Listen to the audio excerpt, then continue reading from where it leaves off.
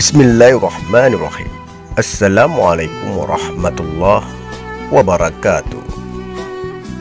Kembali lagi di channel Takbir Islam. Kali ini saya akan bahas kisah Sayyidina Umar bentak malaikat munkar dan nakir di alam kubur. Jangan lupa subscribe video ini, komen, serta berlangganan.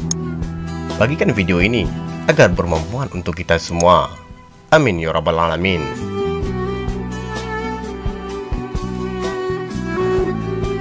Sejarah hidup Sayyidina Umar bin Khattab dikenal luas di segala penjuru umat Islam. Namanya menjadi simbol sosok yang tegas, berani, dan penuh karisma dalam menegakkan kebenaran. Nabi Muhammad SAW juga pernah memuji sahabatnya yang satu ini. Demikian juga para sahabat Nabi yang lain. Sampai sekarang, kisah hidupnya terus ditulis umat Islam dalam berbagai perspektifnya. Sebagai sosok yang tegas dan berani, Sayyidina Umar selalu berbuat berdasarkan pedoman Al-Quran dan Sunnah Rasulullah SAW.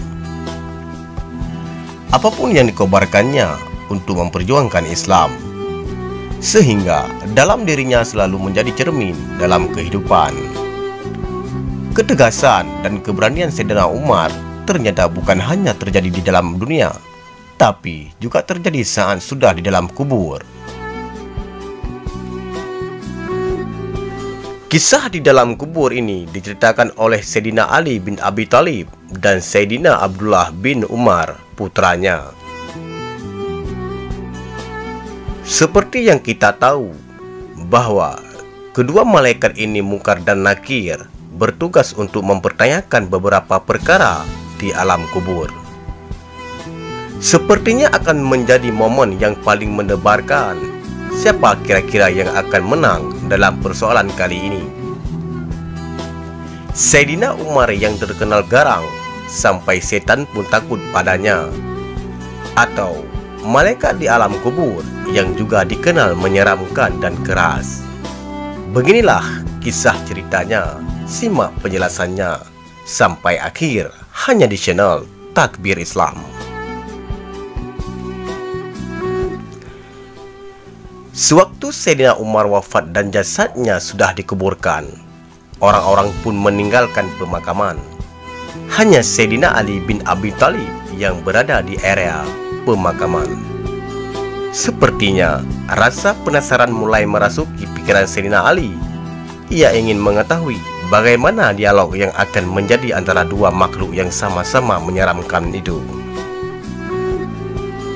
Ketika kedua malaikat itu datang menghampiri Sayyidina Umar, ternyata Sayyidina Umar kaget dan merasa takut. Sebab dengan tampang dari kedua malaikat itu, Sayyidina Umar kemudian memberi masukan pada kedua malaikat itu agar memperbaiki tampangnya jika mendatangi seorang mukmin selain dirinya. Yang agak tampan sedikitlah, kasihan mereka, begitu kata Sayyidina Umar pada kedua malaikat itu. Dengan karomah yang dimilikinya, Sayyidina Ali dapat mendengar secara langsung dialog tersebut. Ia takjub, begitu besarnya manfaat Umar untuk umat Islam, baik ketika ia hidup maupun sudah wafat. Setelah ditanya, Sayyidina Umar bertanya balik kepada malaikat Munkar dan Nakir. Peristiwa yang hampir serupa juga dialami langsung oleh putranya Abdullah bin Umar.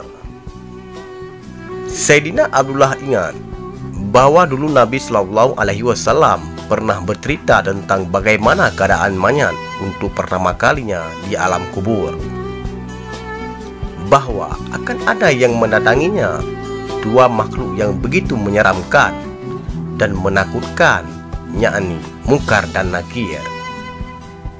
Keduanya membawa ganda. Jika ganda dihantamkan ke gunung, niscaya gunung itu akan hancur. Lantas bagaimana jika dipukulkan pada manusia? Tak terbayangkan. Keheningan menyelimuti suasana ketika itu. Para sahabat yang mendengarkan tertegun, terdiam dan takut. Tiba-tiba, "Ya Rasulullah," suara Sayyidina Umar mengalihkan perhatian.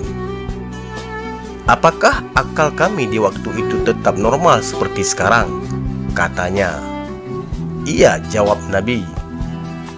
Sayyidina Umar langsung menimpali, "Jika begitu, saya akan melawannya." Lagi-lagi, pertanyaan Sayyidina Umar ini membuat sahabat yang lain tak habis pikir. Umar akan melawan malaikat Munkar dan Nakir. Ketika Sayyidina Umar sudah wafat, Abdullah bisa berkomunikasi dengan ayahnya lewat mimpi. Abdullah melihat ayahnya ada di suatu negeri di sana. Lalu, ia mengingatkan akan perkataan ayahnya bahwa ia akan melawan malaikat. Dari seberang sana, Sayyidina Umar menceritakan ketika jasadnya sudah diletakkan di liang lahat. Kedua malaikat itu benar-benar datang dengan rupa yang menyeramkan. Mereka bertanya, "Siapa Tuhanmu dan siapa Nabimu?" "Allah Tuhanku dan Muhammad adalah Nabiku," kata Sayyidina Umar. Langsung Sayyidina Umar berbalik tanya, "Kamu sendiri siapa Tuhanmu?" Lalu di antara keduanya berbisik, "Ini adalah Umar," dan mereka langsung pergi. Sungguh, ini keberanian yang luar biasa. Patutlah kita ini harus berterima kasih pada Sayyidina Umar. Berkatnya, kita akan menemui kedua malaikat itu, minimal tidak dengan wajah yang begitu menyeramkan.